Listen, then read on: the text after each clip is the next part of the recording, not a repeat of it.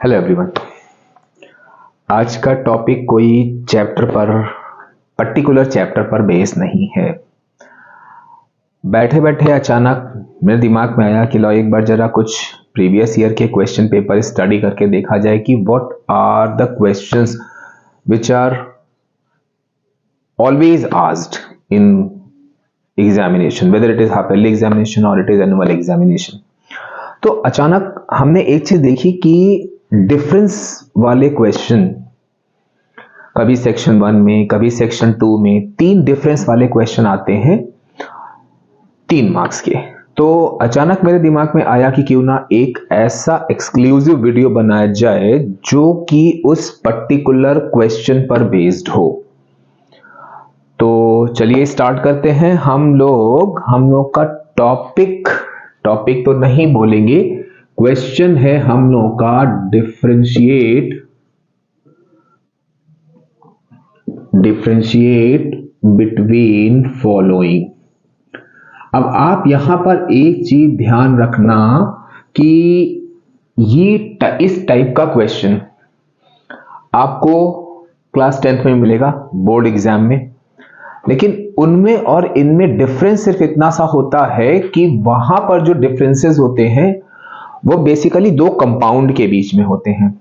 जैसे उन्होंने कहा sodium carbonate and sodium sulphate में डिफरेंस बताइए, which are based on some chemical test. लेकिन आपके में अभी उतना ज्यादा प्रैक्टिकल केमिस्ट्री नहीं है, तो ज्यादातर जितने भी डिफरेंसेस हमने देखे प्रीवियस ईयर के क्वेश्चंस में, they all are based on that compound based, जहां पर आपको कोई केमिकल टेस्ट वगैरह नहीं देना है। कंपाउंड के बेसिस पर उनकी या कोई रिएक्शंस हैं उनके बेसिस पर उनको डिफरेंशिएट करना है। तो पहला डिफरेंस जो है वो ये हमने देखा कई बार पूछा गया, क्योंकि हमने प्रीवियस ईयर के क्वेश्चन पेपर लिए, कुछ बुक से भी डिफरेंसेस लिए हैं। वो है आपका डेलिक्वेसेंट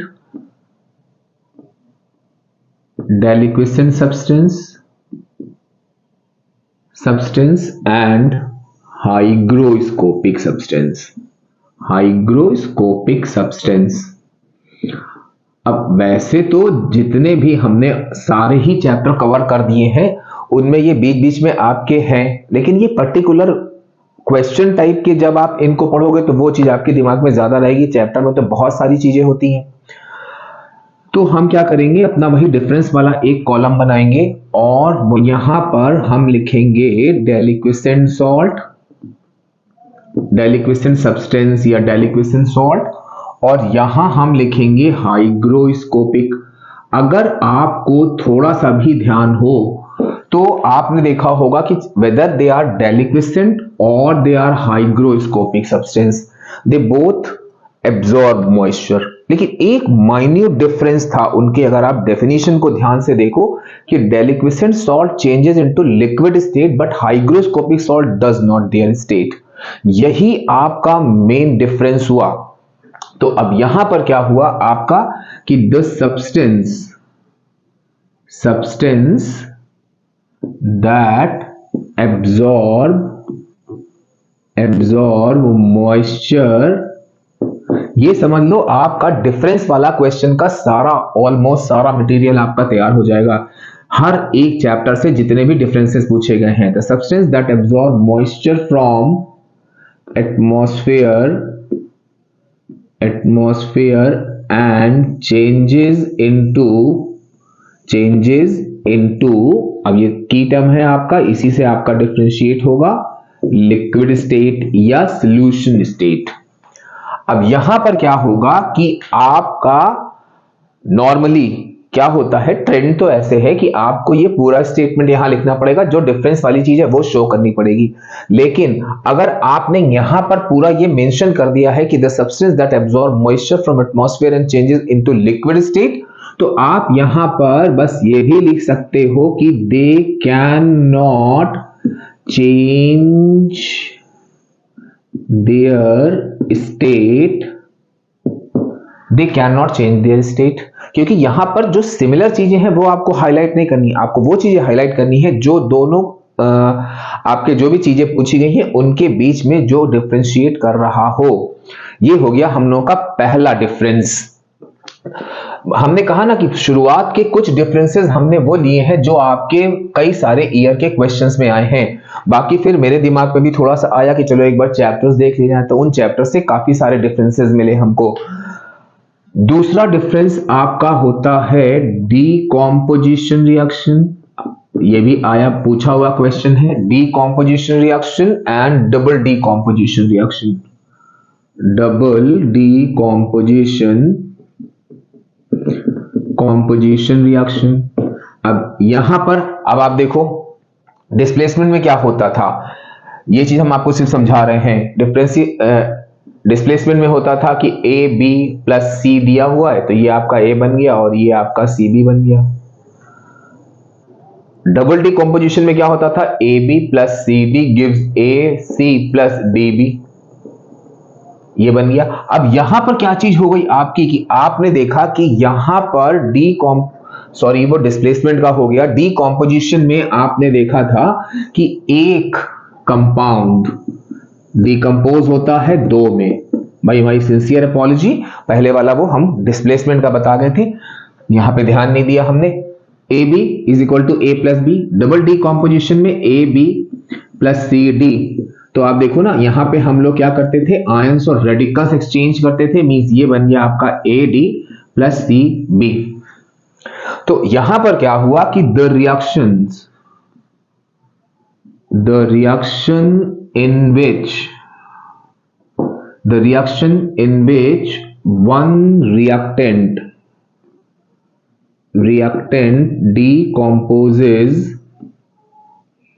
decomposes to give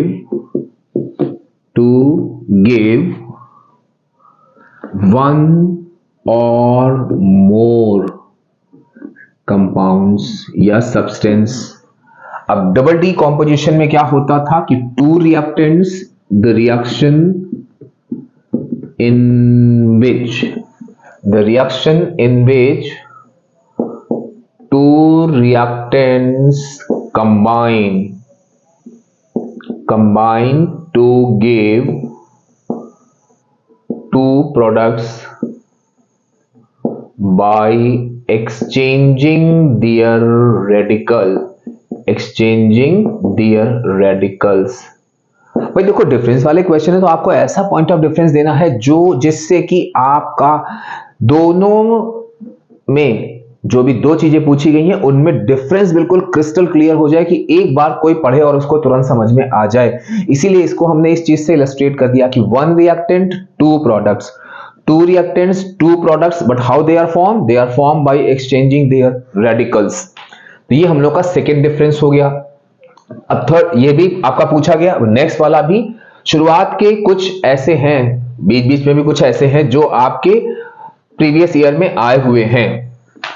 अब हम लोग आते हैं, बहुत ज्यादा बार पूछा गया, exothermic reaction and endothermic reaction. अब एक्सोथर्मिक रिएक्शंस क्या होती हैं, the reaction that proceeds with absorption of heat। यहां पे क्या है कि the reaction that proceeds with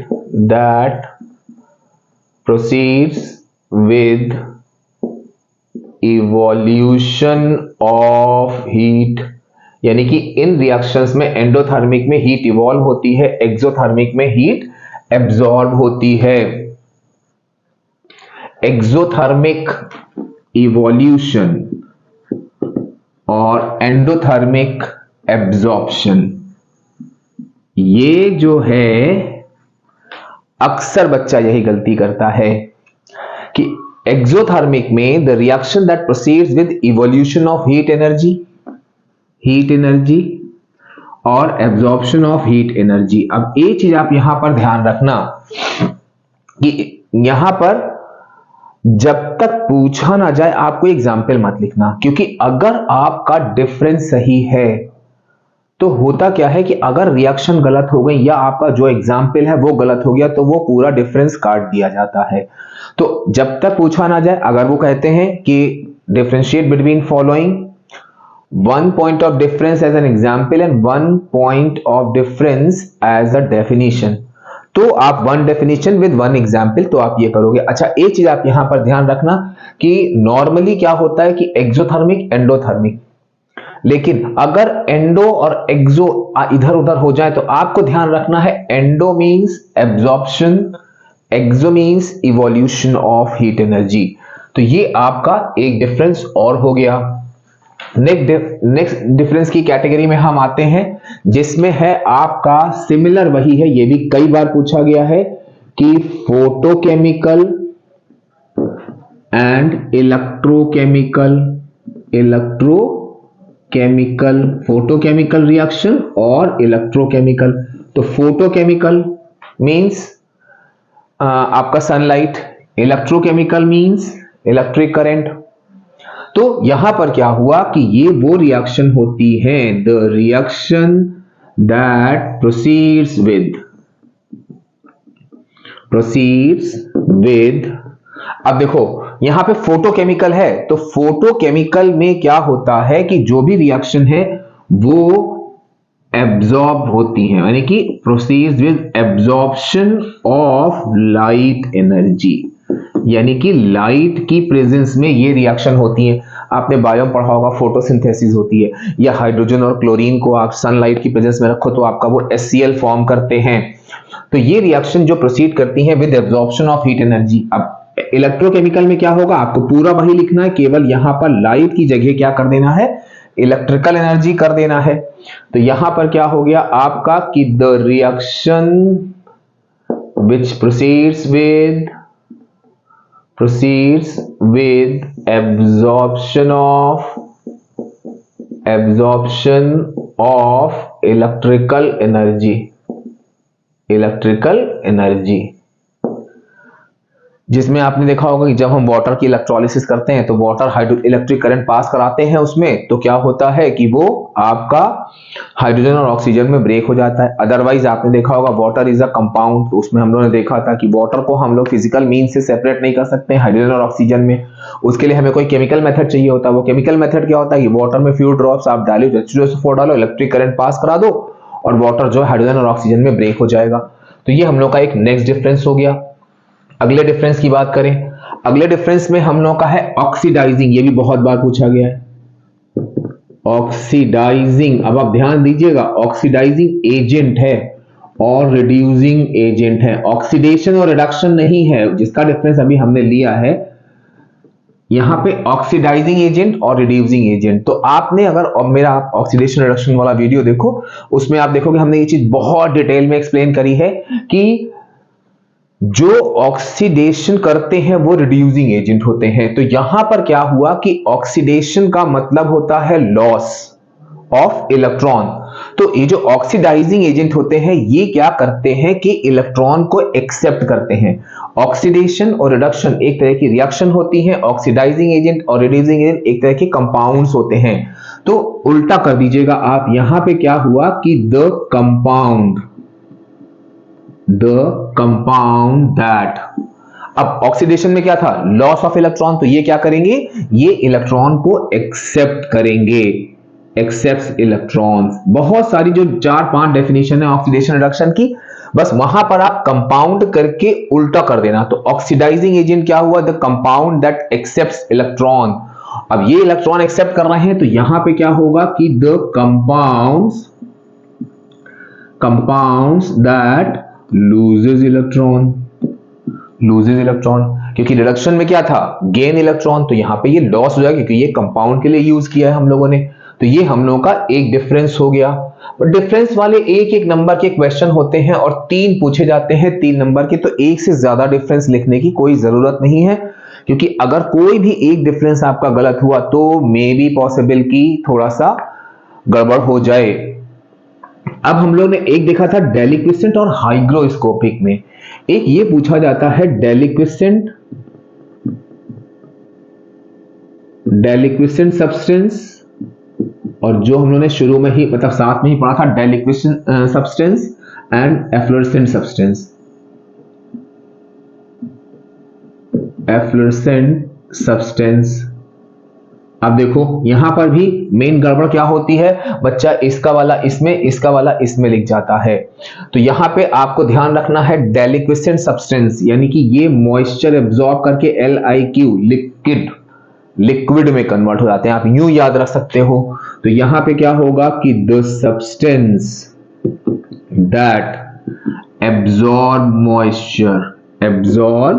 moisture and changes into liquid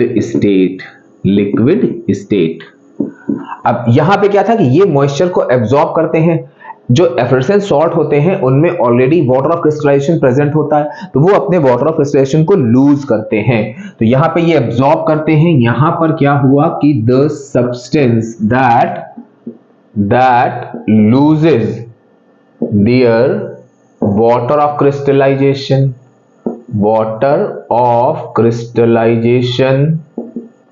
अब वाटर उसके अंदर से निकल गया तो मानी हुई बात है कि वो अब आपका क्या होंगे कि एमॉर्फस पाउडर में कन्वर्ट हो जाएंगे। Crystallisation and changes into amorphous powdered form. अब आपको ध्यान रखना है कि जब मॉइस्चर एब्जॉर्ब करेगा लिक्विड में कन्वर्ट होगा, क्योंकि भाई मॉइस्चर का मतलब पानी ले लिया उसने, पानी में कोई चीज बड़े आराम से घुल जाती है तो वो लिक्विड में बदल जाएगा। तो आपको इस तरह से यूं याद रखना है, या अगर वैसे कंफ्यूजन हो तो LIQ लिक्विड होता है जिसका शॉर्ट फॉर्म दिया है। तो डेलिक्वेसेंट लिक्विड स्टेट में कन्वर्ट होते हैं। कोई चीज लिक्विड में कब कन्वर्ट होगी, जब उसको हम डिसॉल्व करेंगे। तो ये क्या करते हैं, वाटर को एब्जॉर्ब करके लिक्विड में कन्वर्ट हो जाते हैं। अब एक याद हो गई, दूसरा उसका उल्टा कर दो कि ये वाटर ऑफ क्रिस्टलाइजेशन को लूज करेंगे और पाउडर फॉर्म में कन्वर्ट हो जाएंगे। एक डेफिनेशन आपकी ये हो गई। अब हम लोग आते हैं नेक्स्ट डेफिनेशन पर, जो है आपका hard water and soft water. अब यहां भी एक बहुत बड़ा कंफ्यूजन होता है कि हार्ड वाटर और सॉफ्ट वाटर, बच्चा इसमें जो है वो सॉल्ट की प्रेजेंस वाला लिख जाता है, जबकि वो आपकी टेम्परेरी हार्डनेस और परमानेंट हार्डनेस का एग्जाम्पल है, जो अभी हमने कवर किया है। लेकिन यहां पर उन्होंने पूछा है आपसे soft water and hard water. तो अगर आप मेरा वीडियो देखो उसमें आप देखोगे कि सॉफ्ट वाटर और हार्ड वाटर, हमने उसको बोला था कि on the action of soap. जो सॉफ्ट वाटर होता है वो आपका लेदर देता है with soap, it does not lather with soap, यानी कि फोम या झाग देता है। तो यहां पे क्या हुआ कि water that lather with soap. आप ध्यान रखिएगा जिस चीज को हमने बोला है कि जो बच्चा लिखता है कि due to presence of bicarbonate, वो आपका हार्डनेस की दो कैटेगरीज थी। यहां पे क्या होगा कि soft water that lather with soap and hard water that does not lather with soap. बता तो रहे, ये एक एक नंबर के क्वेश्चन होते हैं, बहुत छोटे छोटे से। बस मेन आप उन पॉइंट्स को यहां पर डिफरेंस वाले क्वेश्चंस में उन पॉइंट्स को कंसीडर करो जिनसे जो है एक ही पॉइंट में आपका डिफरेंस जो है बिल्कुल निकल के आ जाए, कहीं कोई एक्सप्लेनेशन देने की जरूरत ना हो। इसीलिए 1 मार्क्स में आते हैं, लेकिन 3 आते हैं। तो हम लोग का एक डिफरेंस ये हो गया।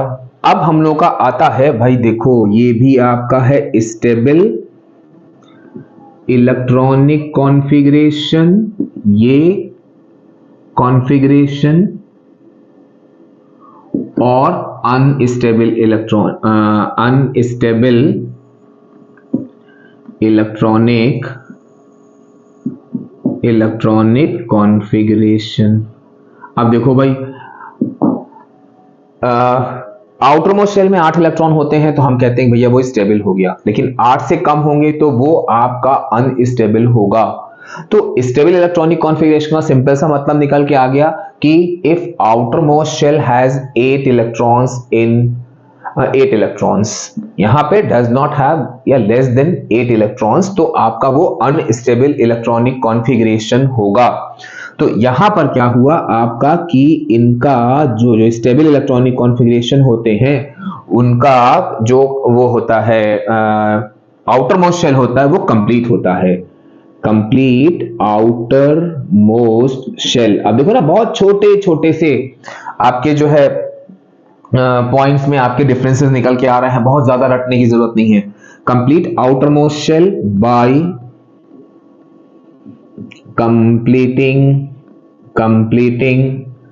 ऑक्टेट और ड्यूप्लेट। भाई ड्यूप्लेट भी तो हो सकता है, हीलियम की वजह से ड्यूप्लेट भी कंप्लीट होता है। अब यहां पर क्या हो गया कि इनकम्प्लीट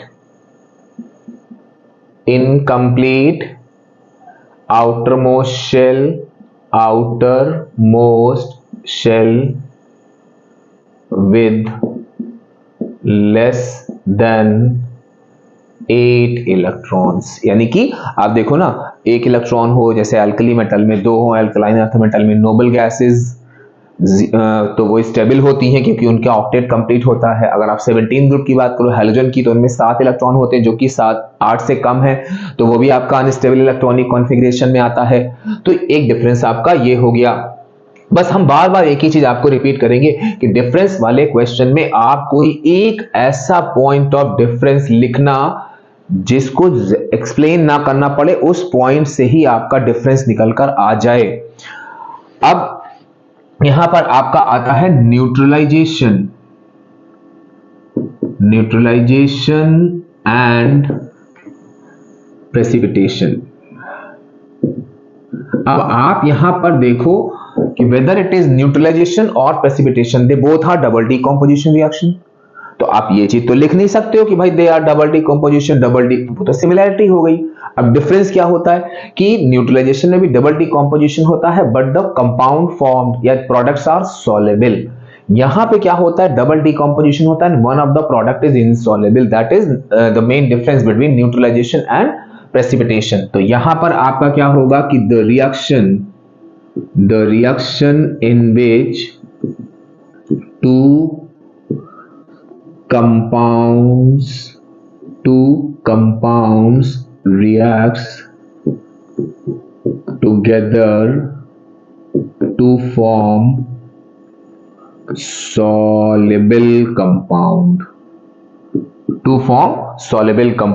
अब आपका यहां पर प्रेसिपिटेशन में क्या होता है कि the reaction in which two compounds react together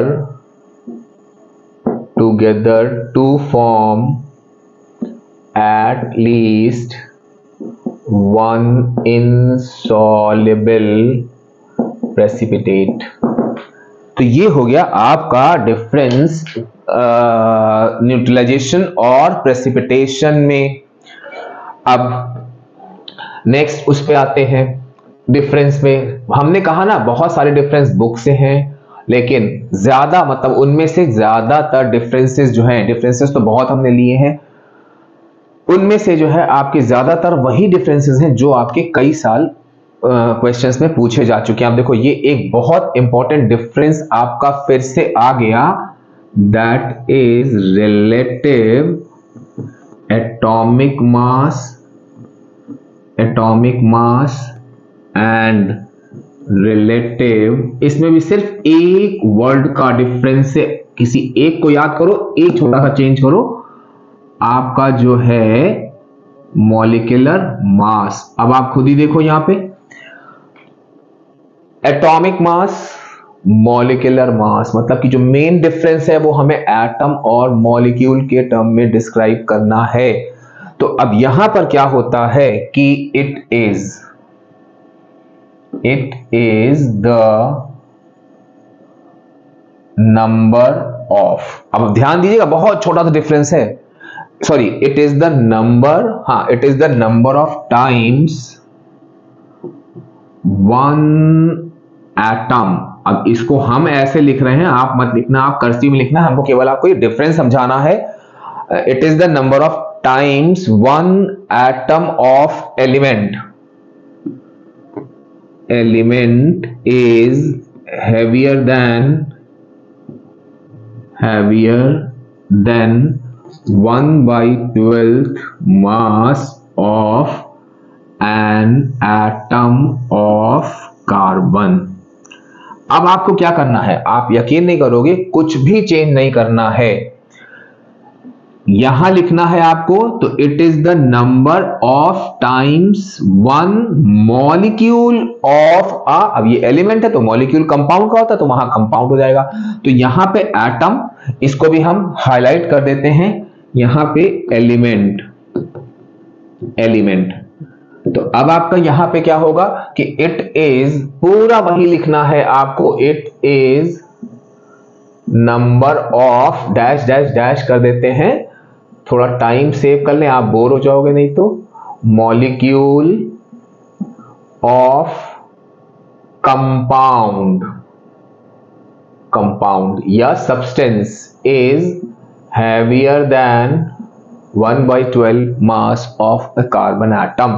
तो ये जो है आपका छोटा, मतलब एक छोटा सा डिफरेंस हो गया, जहां पे आपको ध्यान रखना है एटम है तो वो एलिमेंट होगा, मॉलिक्यूल तो वो आपका कंपाउंड होगा। तो यहां पर ये हो गई हमारी रिलेटिव एटॉमिक मास और रिलेटिव मॉलिक्यूलर मास के बीच का डिफरेंस। अब नेक्स्ट उस पे आते हैं, जितने भी डिफरेंसेस हैं बस यही आप मेन जो बेसिक है वो आपको ध्यान रखना है कि हमको वो पॉइंट लेना है जिससे कि जो भी आपकी कॉपी चेक कर रहा है उसको कोई सेकंड थॉट ना है, सोचे अरे हाँ ये तो सही है, बस टिक लगा दिया दोनों तरफ। अब हम लोग आते हैं हाइड्रेटेड सब्सटेंस और एनहाइड्रेटेड सब्सटेंस। हाइड्रेटेड सब्सटेंस और एनहाइड्रस। अब यहां भी एक छोटा सा जो है आपका टर्म है जो आपको ध्यान रखना है भाई। हाइड्रेटेड जिनके पास वाटर ऑफ क्रिस्टलाइजेशन होता था, जैसे हम लोगों ने यहां पे लिखा CuSO4.5H2O, तो यहां पे सब्सटेंस क्या है, जिसमें वाटर ऑफ क्रिस्टलाइजेशन है वो आपका हाइड्रेटेड होगा। लेकिन हमने कोई दूसरा ले लिया, मान लो PbBr2 ले लिया। अब यहां पर हम देखते हैं कि कहीं पर भी आप कभी भी फॉर्मूला देखो इसके संग कोई वाटर ऑफ क्रिस्टलाइजेशन नहीं लगा होगा, तो ये आपका एनहाइड्रस सब्सटेंस हो गया। तो यहां पे क्या होगा कि the substance that contains water of crystallization।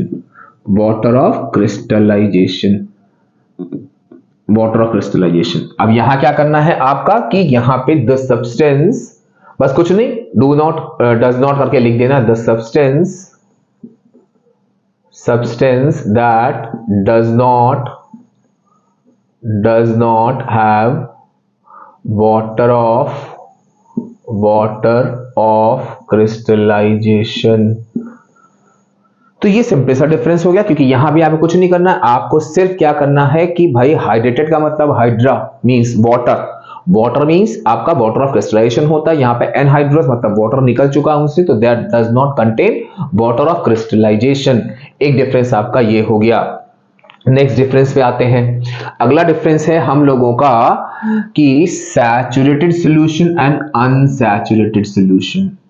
Saturated and unsaturated solution. अब भाई इसमें भी देखो बहुत छोटा सा डिफरेंस क्या होगा, saturated solution and unsaturated solution. अब यहां आपका क्या हो गया कि the solution in which more solute can dissolve, और यहां पर at particular temperature,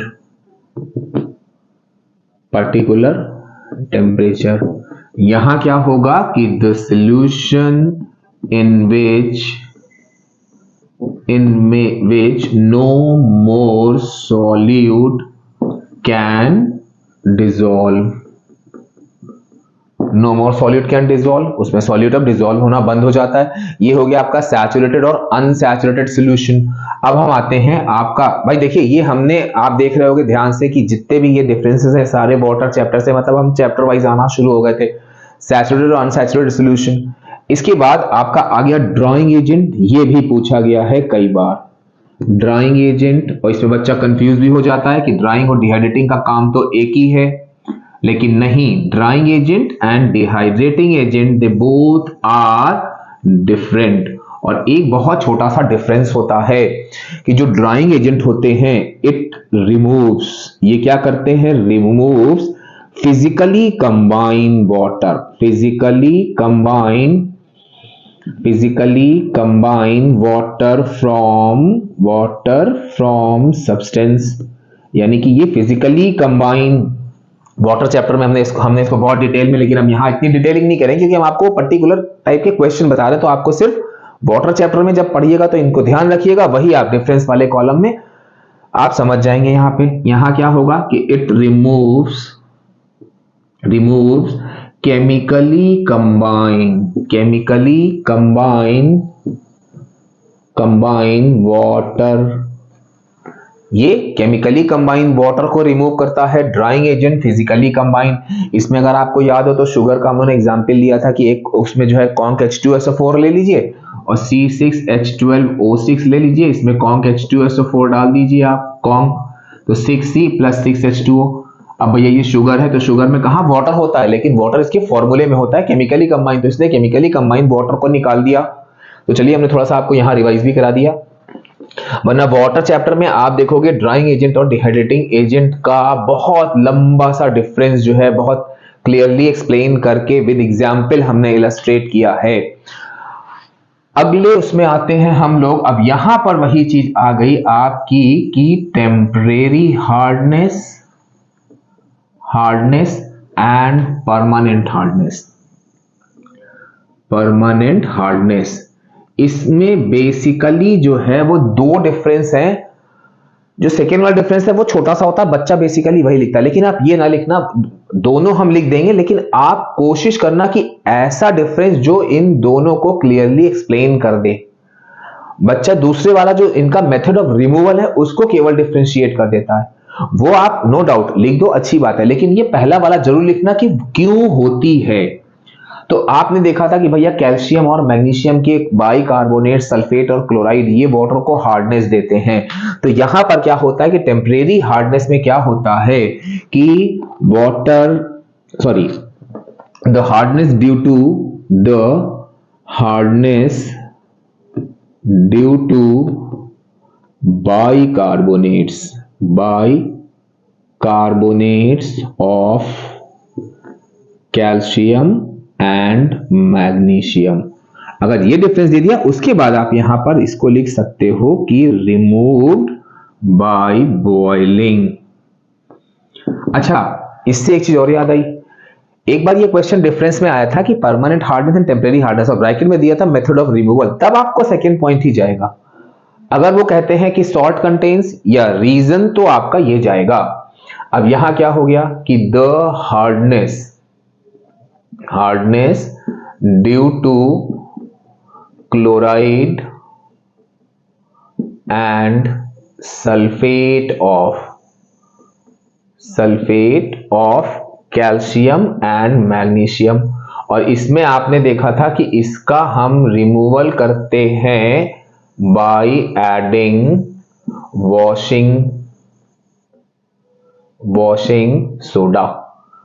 सोडा से इसको हम अलग करते हैं। तो एक डिफरेंस हम लोगों का टेम्परेरी हार्डनेस और परमानेंट हार्डनेस पर आप ध्यान रखना है कि अगर ब्रैकेट में उन्होंने कोई चीज स्पेसिफाई कर दी है तो आप, जैसे मान लो वो आपसे कहें, जैसे अभी हमने एग्जांपल देखा था कि स्टेबल और अनस्टेबल इलेक्ट्रॉनिक कॉन्फ़िगरेशन, ब्रैकेट में उन्होंने दे दिया इन टर्म्स ऑफ इलेक्ट्रॉन्स, तो आप क्या लिखोगे स्टेबल वाले में, बस ब्रैकेट में आप देख लेना कोई पर्टिकुलर कैरेक्टरिस्टिक तो नहीं दे रखी है, अदरवाइज उसी कैरेक्टरिस्टिक के बेसिस पर आप उसको वो करना। तो वहां पे स्टेबल वाले में आप क्या लिखोगे कि outermost shell 8 electron, outermost shell less than 8 electron, तो वो आपका अगर स्पेसिफाई कर दिया है, अदरवाइज आप उसको जो है जो भी आपको याद हो एक लॉजिकल डिफरेंस वाला पॉइंट वो देना।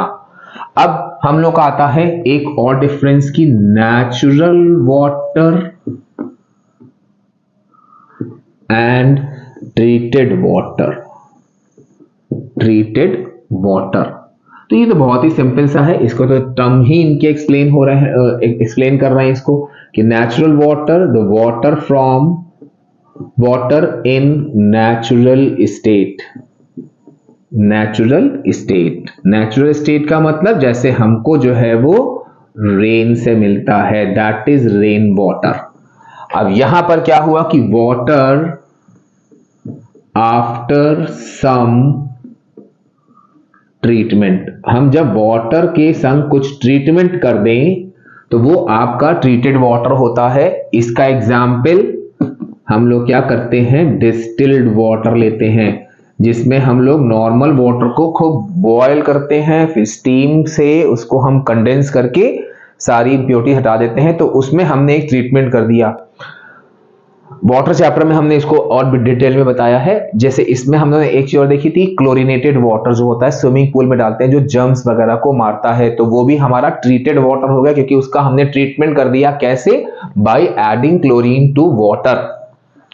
अपने नेक्स्ट डिफरेंस पे आते हैं हम कि ड्यूप्लेट रूल। अब देखो स्टेबल और अनस्टेबल इलेक्ट्रॉनिक कॉन्फ़िगरेशन इन्होंने थोड़ा सा और वो कर दिया, ड्यूप्लेट रूल और ऑक्टेट रूल। तो ड्यूप्लेट रूल में क्या होगा कि एन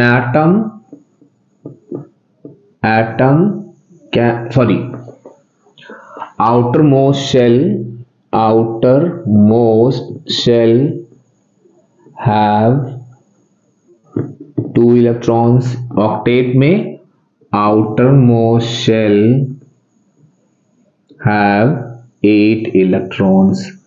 तो ये आपका ड्यूप्लेट और ऑक्टेट रूल का वो हो गया। अब यहां पर बहुत छोटे छोटे से डिफरेंसेस हैं। उन्होंने कहा आपसे कि एटॉमिक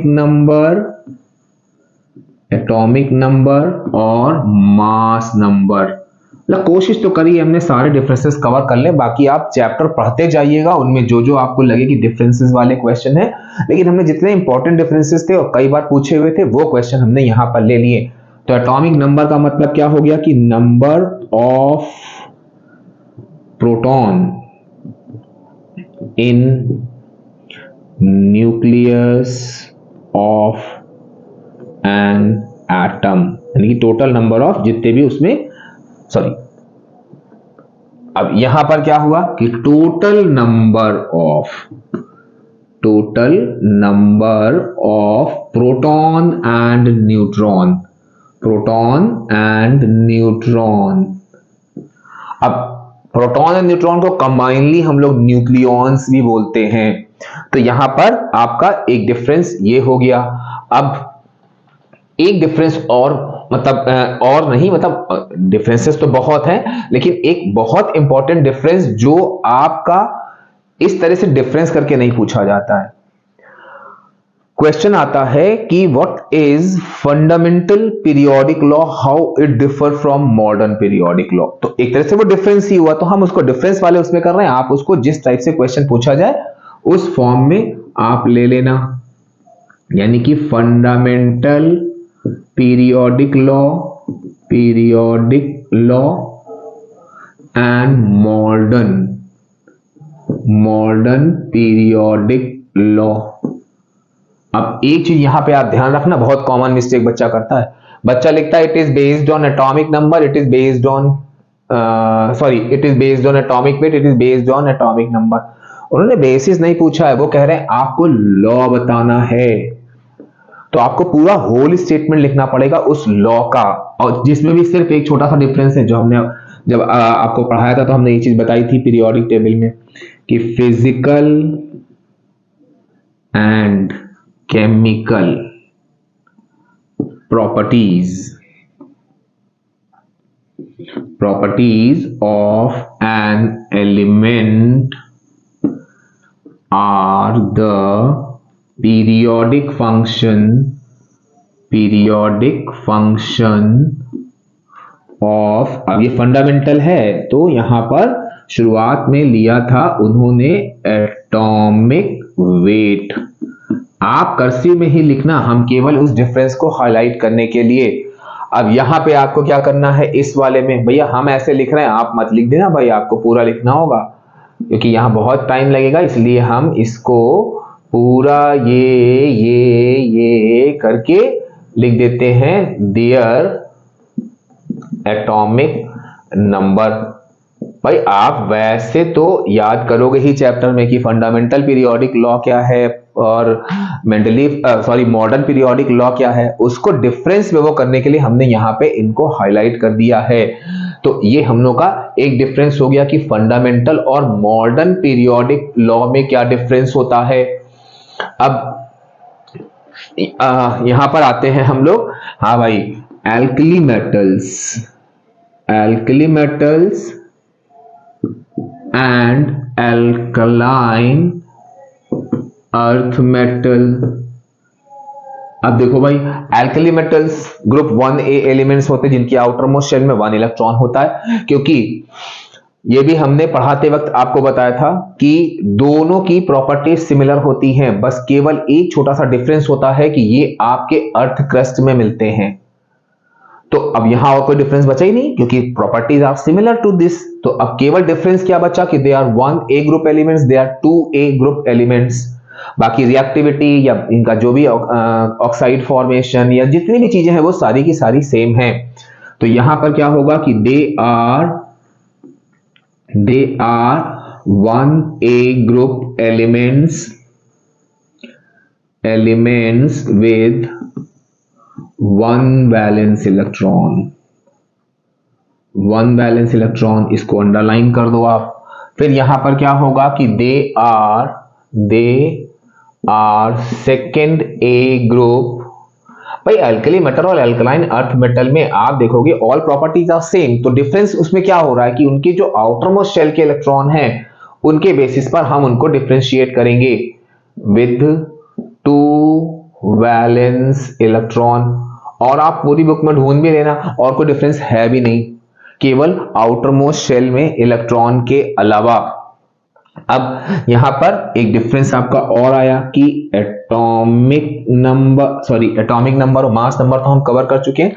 यहां पे लिखना था ऑक्सीडेशन एंड रिडक्शन और हम लिख गए। अब ऑक्सीडाइजिंग एजेंट और रिड्यूसिंग एजेंट हमने बताया था आपको, तो अब ये है आपका ऑक्सीडेशन एंड रिडक्शन। तो ऑक्सीडेशन रिडक्शन का तो ये इतना इंपॉर्टेंट टॉपिक है कि हमको एक अलग से वीडियो बनाना पड़ा इसका। तो उसमें आपने देखा होगा हमने यहां पर लिखा था oil rig, that is oxidation is loss of electron। आपको अगर सर ये वाला, आप कोई भी जितने हैं उनमें से कोई भी एक डिफरेंस लिख देना, ये बिल्कुल आसान सा है, तो आपको ज्यादा याद भी नहीं करना पड़ेगा। बस आपको ये याद रखना है कि हमको ऑक्सीडेशन और रिडक्शन में ऑयल रिग का रेफरेंस यूज करना है। तो यहां पर क्या हुआ कि लॉस ऑफ इलेक्ट्रॉन और यहां पर गेन ऑफ इलेक्ट्रॉन। अब वो आप बढ़ा सकते हो द रिएक्शन इन विच, लेकिन कोई वो नहीं है, ये आपका सेल्फ एक्सप्लेनेटरी है, आपको पूरे पूरे मार्क्स दिलाएगा। तो ये हम लोग का एक डिफरेंस हो गया। एक डिफरेंस और है आपका कि सॉल्यूट एंड सॉल्वेंट, इनमें भी बच्चा अक्सर कंफ्यूज हो जाता है। तो ये भी जब हमने पढ़ाया था तो हमने आपको बोला था कि एक ग्लास में वाटर लेके उसमें शुगर डाल दो और उसको स्टिर कर दो। तो उसमें क्या हुआ कि जो वाटर था वो सॉल्वेंट था क्योंकि वो मीडियम ऑफ डिसोल्यूशन था, और सॉल्यूट यानी कि उस मीडियम ऑफ डिसोल्यूशन में डिसॉल्व हो गया था, वो सब्सटेंस था जो उसमें डिसॉल्व हुआ था। तो यहां पे क्या हुआ कि द सब्सटेंस दैट डिसॉल्व्स। अब यहां पे क्या है कि द मीडियम ऑफ डिसोल्यूशन, ये एक मीडियम होता है, डिसोल्यूशन इन विच सॉल्यूट डिसॉल्व्स। तो ये कुछ हमने डिफरेंस वाले क्वेश्चंस लिए। अब ये नहीं कि आपने केवल इतना ही तैयार किया, ये हाँ ये कह सकते हो कि मोस्ट फ्रीक्वेंटली आस्क्ड डिफरेंसेस हैं। बाकी आप चैप्टर पढ़ते जाओगे, जब सार भाई एग्जाम आने वाले हैं या आ रहे होंगे या कुछ जगह चल भी रहे होंगे, तो आपको ये चीज ध्यान रखनी है कि हम इस तरह से डिफरेंस में वो एक की टर्म से डिफरेंशिएट करेंगे जिससे कि दोनों का जो है वो बिल्कुल क्लियर एक्सप्लेनेशन हो जाए। तो इस टाइप के और भी बहुत सारे वीडियोस के साथ हम बहुत जल्द फिर मिलेंगे आपसे। आप तब तक लाइक करो, सब्सक्राइब करो, शेयर करो और अपना प्यार ऐसे ही हमें देते रहो। और हाँ, कमेंट्स जरूर करो कि कैसा लगा वीडियो और क्या इंप्रूवमेंट चाहिए। नेक्स्ट वीडियो में फिर मिलेंगे। Till then bye bye.